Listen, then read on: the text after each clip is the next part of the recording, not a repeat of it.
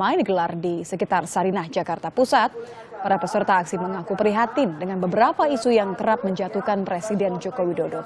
Mereka berharap dengan langkah aksi damai ini, masyarakat lebih peduli kepada kepemimpinan Joko Widodo. Selain itu, peserta aksi juga menyuarakan perdamaian dan melawan upaya-upaya provokasi yang ingin menggagalkan pelantikan Joko Widodo. Kita menggerakkan masyarakat dari segala lapisan yang kita kasih lihat kalau ternyata tuh Indonesia tuh nggak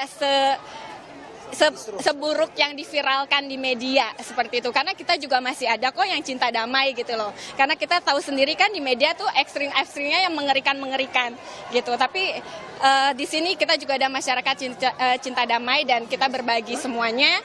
Kita dukung dan kita kawal untuk pelantikan Pak Presiden pilihan Indonesia.